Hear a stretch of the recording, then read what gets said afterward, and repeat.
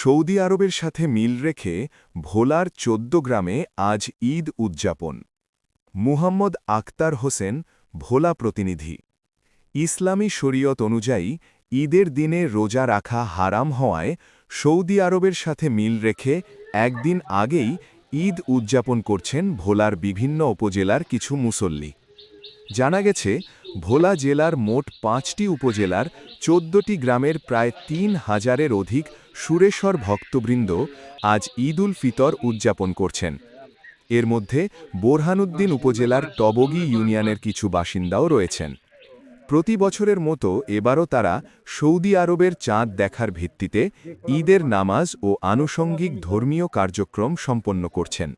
স্থানীয়ভাবে এসব ভক্তদের সুরেশ্বর অনুসারী হিসেবেও পরিচিতি রয়েছে। এদিকে দেশের অন্যান্য অঞ্চলে চাঁদ দেখার ওপর নির্ভর করে সরকারি সিদ্ধান্ত অনুযায়ী ঈদ উদযাপন করা হবে নির্ধারিত দিনে।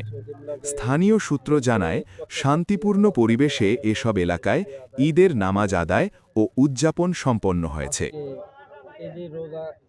শেষ করে ঈদটা করছি, কত একটা আনন্দ লাগতেছে, কত একটা ইয়া লাগতেছে। কিন্তু এটা যদি আমার আল্লাহ যদি কবুল করে নেয় আর আমার দয়াল নবী যদি কবুল করে নেয়, তো এটাই আল্লাহর দরবারে লাখ লাখ বার শুকরিয়া।